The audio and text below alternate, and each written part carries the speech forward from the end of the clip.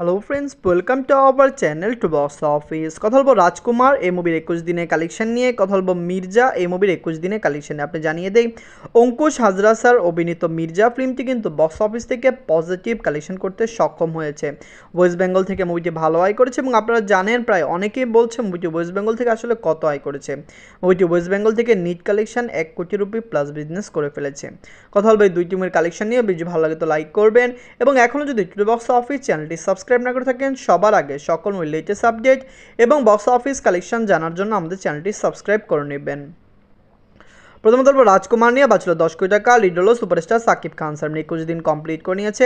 Superstar Shakib Khan sir অভিনীত রাজকুমার ফিল্মটি একটি blockbuster film. বাংলার দর্শকরা এই মুভিকে সাপোর্ট করেছে, ভালোবাসা দিয়েছে। আপনারা জানেন রাজকুমার যখন রিলিজ হয়েছিল তখন কিন্তু বাংলাদেশে প্রায় 11টি সিনেমা রিলিজ হয়েছিল এবং আপনারা জানেন রাজকুমার একাই কিন্তু 126টি সিনেমা হলে রিলিজ হয়েছিল। সুপারস্টার সাকিব খান স্যার তার ক্যারিয়ারের সবচেয়ে বড় বিগ বাজেট ফিল্ম রাজকুমার নিয়ে আসলেন এবং অবশ্যই মুভিটা আশানুরূপ ভালো কালেকশন এনে দিয়েছে। নিজেদের 21 দিনে বাংলাদেশ থেকে আয় করেছে 18 লক্ষ টাকা। মুভিটি ইউএসএ কানাডা মার্কেট থেকে আয় করেছে 10 লক্ষ টাকা।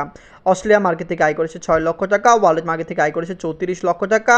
টোটাল এমএ কালেকশন হলো 27 কোটি 47 লক্ষ টাকা। আপনি জানিয়ে দেন সুপারস্টার সাকিব খান স্যারের ক্যারিয়ারের সবচেয়ে বড় বিগ বাজেট ফিল্ম ছিল প্যান ইন্ডিয়া ফিল্ম, ওয়েস্ট বেঙ্গলের আপনারা জানেন যৌথ বাংলা ফিল্ম। কিন্তু রাজকুমার কিন্তু সিঙ্গেল এবং এই ফিল্মটি অনেক বিগ বাজেটে বানানো হয়েছে। অবশ্যই সাকিব খান স্যারের যেরকম মার্কেট, তাকে নিয়ে এখন 10-15 কোটি বাজেটের ফিল্ম বানানো সম্ভব।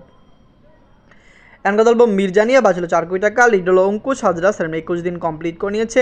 অঙ্কুশ হাজরা স্যার অভিনীত মির্জা ফিল্মটি বক্স অফিসে পজিটিভ রেসপন্স পেয়েছে। আপনারা জানেন অঙ্কুশ হাজরা স্যারের মির্জা কমার্শিয়াল ফিল্মের বাংলার অবস্থা কি আপনারা নিজেরাও জানেন। দর্শকরা একদমই সাপোর্ট করে না, কিন্তু তারপরও মির্জা একটি ভালো কালেকশন এনে দিয়েছে। ওয়েস্ট বেঙ্গলের বাহিরেও আপনারা জানেন যদি প্যান ইন্ডিয়া রিলিজ করা হতো মুভিটি ভালো আয় করতে পারত।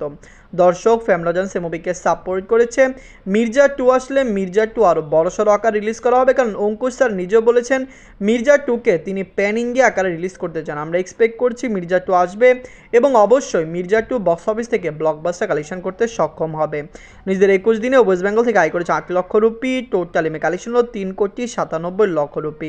আপনারা যদি এখনও মির্জা না থাকেন দেখবেন অঙ্কুশ হাজরা স্যারের মির্জা ফিল্মটি কেমন হয়েছে। আমরা এক্সপেক্ট করছি মুভিটি বক্স অফিসে 5 কোটি রুপি প্লাস বিজনেস করবে। যদি মুভিটি 5 কোটি টাকা প্লাস বিজনেস করে অবশ্যই মুভির নিট কালেকশন হবে 1 কোটি 25 লক্ষ রুপি।